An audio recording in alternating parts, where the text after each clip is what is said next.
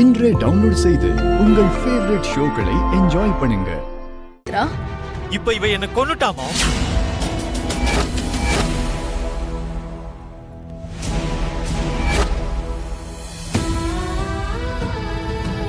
அத நீங்க யாரும் பார்க்க மாட்டேன்றீங்கல்ல?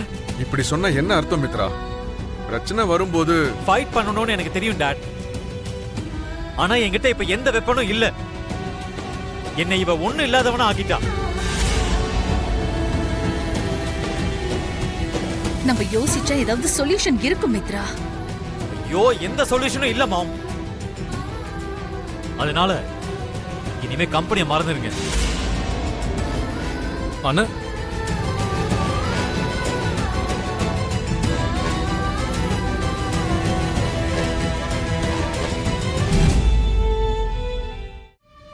உன் பிளான் பிரமாதம் மனிஷா. வீடே தலைகீழ மாறிடுச்சு. ஒரே அடியில எல்லாரையும் ஷேக் பண்ணிட்ட. சுனாமியே அடிச்சிட்டு போன மாதிரி இருக்கு. That is Manisha aunty. நாளைக்கு மித்ராவை சேர்மன் சேர்ல இருந்து இறக்கி விட்டு கொஞ்ச நாளைக்கு அப்புறம் நானே மித்ராவை அதே சேர்ல உட்கார வைப்பேன். லக்ஷ்மியாலேயே செய்ய முடியாத காரியத்தை நான் செஞ்சேன்னு சொல்லி மித்ரா கையால தாலியை கட்டிக்க போறேன். நீ எதுக்கு லக்ஷ்மி அழுதுட்டு இருக்க? நீ அப்படி என்ன தப்பு செஞ்சுட்ட? செய்யாத தப்புக்கு நான் பழி சுமந்துகிட்டு இருக்கேன்ல அத்தை. மித்ரா உன் மேல பழி போடலம்மா. அவனுக்கே தெரியாம உன்னை பாராட்டி இருக்கான். ஆமா லக்ஷ்மி, நீ அவன் பக்கத்துல இல்லாம போனதுதான் அவனோட கோபமே. நீ மட்டும் இருந்திருந்தா இவ்ளோ கஷ்டமோ இவ்ளோ பிரச்சனையும் அவனுக்கு வந்திருக்காதுன்னு அவன் நினைச்சிட்டு இருக்கான்.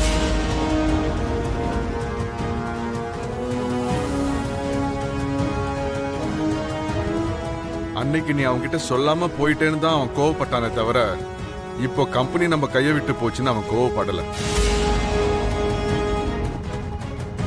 கரெக்டா சொன்னீங்க பெரியப்பா. அண்ணனோட கோவம் எனக்கு புரியுது. உண்மைதான்க்கா.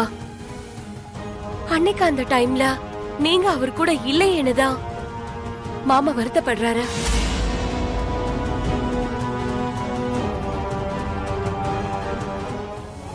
நீங்க எதுக்கு அவரை விட்டு போனீங்கன்னு மாமா உங்ககிட்ட இன்டைரக்டா கேட்டாரு.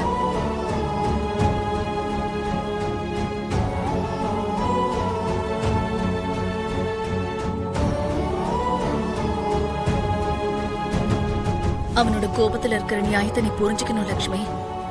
அவன் நம்பிக்கையை நீ காப்பாத்தணும். இப்போ கையை விட்டு போற நம்ம கம்பெனிய நீதான் காப்பாத்தணுமா? அது உன்னால மட்டும்தான் முடியும்.